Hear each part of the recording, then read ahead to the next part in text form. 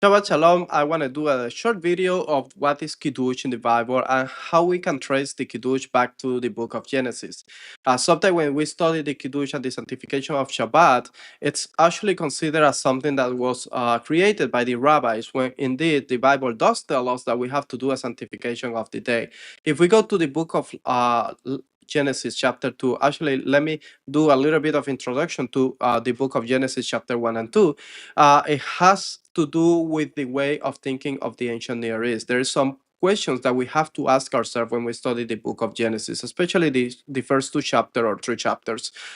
When we study ancient Near East culture and the way of thinking they create, the way the world was created, we will see that there were multiple gods. Actually, the world was created from a chaos. Always there was rivalry between the deities in ancient Near East. The Bible actually does not tell us that there was rivalry between God and any other gods, because obviously they do not exist in the Bible. Only God is the only creator. God is the only one who established order. That's why the book of Genesis starts with the book with the words in the beginning. Let's go here to the book of Genesis chapter 1. It started with the narrative opens with the words in the beginning. Let's see. Okay, Genesis chapter 1. It says, in the beginning, when God created the heavens and the earth, there was a formless void. There, and the earth, sorry, the earth was a formless void, and darkness covered the face of the deep, while a wind from God swept over the face of the waters. So it starts from the beginning stating that it was God who created the heavens and the earth, and it was the Spirit of God or a wind from God which was over the formless void and darkness face of the earth. And it says on verse 3, and then God said, let there be light. And we will see that it will says, then God says 10 times um, in the book of Genesis chapter 1. It says, God says, let there be dawn in the midst of the water, and God said, let there be water. There's a reason for it's been saying, God, then God says. And I will only take verse 14 for an example, and maybe verse 28 and 26 for an example. When we consider verse 14, it says, God said, let there be light in the dome of the sky to separate the day from the night, and let there be signs and seasons for the days and the years, and let them be lights in the dome of the sky to give light upon the earth. And it was so. God made the two great lights, the greater light to rule the day, and the lesser night to rule the night, and the stars. God set them in the dome of the sky to give light upon the earth. Now, my question to you will be, why does God has to say, and God made the light, the bigger light and the smaller light and the stars, and he put them in the heaven or in the sky to give light to the earth? Why does it has to be very, very, very detailed about the information it's giving to us? And something that we have to consider is the audience and where they came from. The way of thinking in ancient Near East. They believe that the gods, that the light, I mean the moon was a god, the sun was a god. And then we also have to, in Egypt was Ra, and in Mesopotamian, I believe it was Shamash. So we have also to consider that the people of Israel are coming from the midst of these beliefs, the way they saw creation. So God is establishing the real, the veracity of the creation, and that it was not multiple gods, that was God. It's also establishing that the moon is not a god, the stars are not gods, the moon or the sun are not gods, but it was created by God in order to shine upon the earth. And if we go to further down to the book of to this verse 26, it will tell us.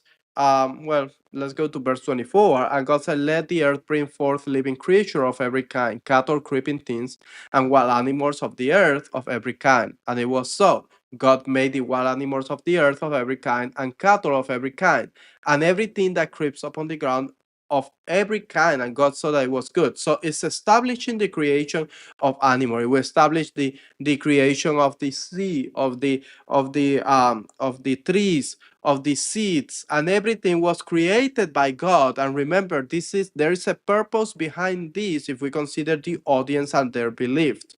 God is very detailed why Israel should not worship other gods.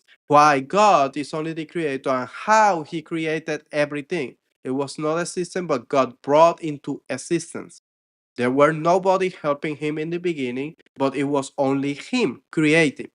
So then when we go to verse 26, it says that God said, let us make humankind in our image, according to our likeness, and let them have dominion over the fish of the sea, and over the birds of the air, and over the cattle, and over all the wild animals of the earth, and over every creeping thing that creeps upon the earth. And verse 28, it says, God bless them, and God says to them, be fruitful and multiply and fill the earth and subdue it, and have dominion over the fish of the sea, over the birds of the air, and over every living thing that moves upon the earth. So the purpose, the role and function of the human being is not to be a slave of the gods as they believe in ancient Near East, but is supposed to govern and to subdue and to have dominion over the creation that God created. So my question will be to you: how can you adore or revere something that has been created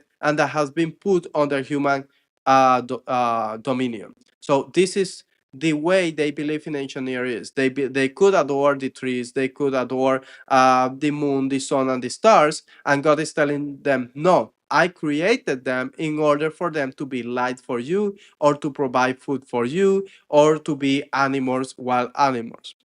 So they should not be adored because they were not creators, or their function and purpose is to be light or to be food. It's not to be adored. But I am the one who created them. So the adoration, the worship, the proclamation of authority of sovereign and king should be directed into God, and not to those created, or not to those things that were created by God. So when we move over to chapter 2, we see something very important, and that's where the kiddush come into importance during this text. It says, thus the heaven and the earth were finished, and all their multitude, and on the earth, and all the multitude. And on the seventh day, God finished the work that he had done, and he rested on the seventh day from all the work that he had done. So God blessed the seventh day and hallowed it, because on it God rested from all the work that he had done in creation. Now, very important, and um, I will go a little bit down here, okay, because it will tell us that there was a mist. Um, okay, verse 5. It says, in the day that the Lord God made the earth and heavens, when no plant of the field was yet in the earth, and no herb of the field had yet sprung up, the Lord God had not caused it to rain upon the earth, and there was no one to till the ground. This is very important information for us, because it's telling us who really brings the rain down. It's not Baal and Asherah, as they believe in Canaan myth, but it's the God creator, who actually provide the rains and provide the blessing. Now let's go to chapter 2 and verse 1 and 2, because basically it has a lot to do with the proclamation of God as the only creator. When we do Shabbat, is a proclamation of the divine sovereignty. We are actually proclaiming that God is the only God. He's the only creator. He's the only who provides. He's the only who saves. We are proclaiming basically something that in ancient Near East view was a very had a very contrast and very different way than the way they believe, because they believe that there were multiple gods, and all of them came from the chaos, and all of them had a role in creation. Now, when remember and think about it, if you see the people of Israel, they are a nation, and you have all the nation proclaiming God as sovereign and creator on one day every week. All the nations around Israel will see, oh, they only have a one God. And they proclaim that this God is the one who can protect them, who can bless them, who provides them the rain, who provides them everything that they have. And the nations around Israel see that God is their protector. When they come against Israel, God actually protects them. They see that the land is fertile and that they have blessing. So they, in their minds, they're thinking how these people can only believe in one God, and this God provides for everything while we have multiple gods. So the Kiddush, it was very essential for them to proclaim in the Shabbat as well as it is today, because today we are proclaiming that God, when we do Kiddush on Shabbat, we are separating the day. Remember, the word sanctification or sanctify, it has to do, we go here to the English Bible, it has to do, seventh day finished work he had done. He rested on the seventh day for all the work he had done. God blessed the seventh day and hallowed it. Hallow it, when we study the word, is going to be kadosh. It has to be to remove, dedicate. It has sanctify, sanctify, and consecrate, holy, sacred, become holy, declare holy, dedicate, set apart. When we see the hallowed, it says holy, removed from common use, subject to a special treatment, for fit to the sanctuary, to show oneself as holy, to be treated as holy, transferring something from the state of holiness to the state of holiness. Dedicate for use before God, declare holy, transform someone to the state of holiness. Dedicate, proclaim a holy period. So it has to do with proclaiming a period of holiness. And when we see, so God blesses, it has a blessing. We study the word, it comes from barak, bless. Berach. Berach, beracha, from a blessing that is pronounced. It has to be blessed, blessed, blessed at all, blessed abundantly, you will surely bless. Congratulate, congratulated. So when we do Kiddush on Shabbat, we're proclaiming God's sanctity, we're proclaiming God as sovereign, we're separating the space, and actually we are doing part of the function of humanity to uh, to be a nation of priests and kings, according to the book of Exodus chapter 19. So the Kiddush and sanctification Shabbat is not merely a ceremonial blessing to begin the holy day as its deepest level. It is a weekly proclamation of God's unique reign over the universe. The word Kiddush comes from the word root, from the Hebrew root kadosh, meaning to sanctify or to set apart. The act of reciting the Kiddush at start of Shabbat, typically over a cup of wine, consecrates time as something distinct and holy, reminding us that the world belongs to God and that He rules over it, according to the book of Genesis chapter 2 and 3. The central text of the Kiddush recited on Friday night begin with the word Vayehulu Hashamayim Ve'haaretz. I put this here. Okay, it will begin with these words Vayehulu Hashamayim Ve'haaretz. Thus were finished the heavens and the earth and all their hosts. This passage is not merely a narrative of the past, it is a declaration. By reciting it, the people publicly acknowledge that God is the sole creator of the cosmos and therefore the only legitimate sovereign over all creation. In Jewish tradition, let me do this here really quick. In Jewish tradition, reciting this verse in community is equivalent to giving testimony in a court of law about God's work. The Talmud, Shabbat 119, teaches that whoever says Vayefulu on Shabbat become a partner with God in creation. Thus, by proclaiming the Kiddush, Israel crowns God as king, not only over space, but also over time, the realm that humanity cannot control. The Kiddush also has a covenantal dimension of loyalty. Thus, as in the suzerainty treaties of the ancient Near East, where the vassal had to periodically proclaim the sovereignty of the king, God's people proclaim every Shabbat that He is the one and only Lord. Exodus 28 through 19. It says, remember the Sabbath day to keep it holy. 6 days you shall labor and do all your work. But the seventh day is the Sabbath to the Lord your God. You shall not do any work. So this is part of the covenant between Israel and God. Your sons or your daughter, your male or your female slave, your livestock, or the alien resident in your town.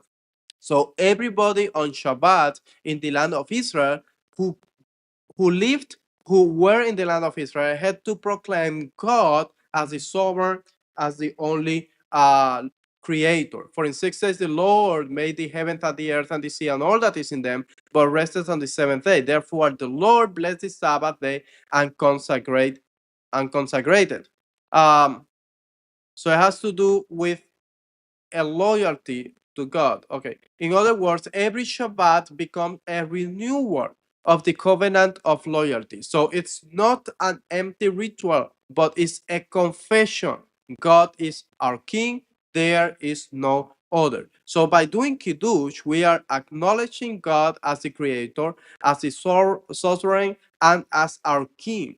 And we are proclaiming to the world, to the people who don't know the God of Israel, we are proclaiming to them that God is the only creator. It's not multiple deities, it's not Marduk, it's not Ra, it's not Enlil or Anu, it's not Baal, but it's the God of Israel, the only one who created and who is creator over all created. It is very important for us to establish the difference, and that we can do only when we do the kiddush during the Shabbat. So it's not something that somebody came up with for kiddush on Shabbat. It's something that the Bible actually tells us. It's a commandment for us to separate the Shabbat from the other days, to sanctify it and to hallow it, to keep it. So it has a lot of dimension for us, and it has a a theme or a motif inside it, and it's the renewal of our loyalty and our covenant with the God of Israel throughout generations. I hope this be a blessing for you, and remember that the Bible is making a contrast between the ancient Near East and the way that Israel should believe. They had multiple views of creation, but God is telling them it's not them, it's me who created. It's me who can. Actually, the kiddush is later tied to the saving acts of God, because it continued and God took them out from Egypt, from slave and bondage. So it actually connect the creation of God and the saving acts of God throughout history, until we will find later in the book of Revelation that God will come back to humanity. God will dwell within the humanity once again in chapter 21 of Revelation. So I hope we can consider the book of Genesis not only as a history book, but we can consider it as a contrast between the beliefs of ancient Near East and how God wants his people to believe, how God wants his people to adore and worship only him, and how he wants his people to recognize him not because he is God, but because he's the creator, because he's the only God.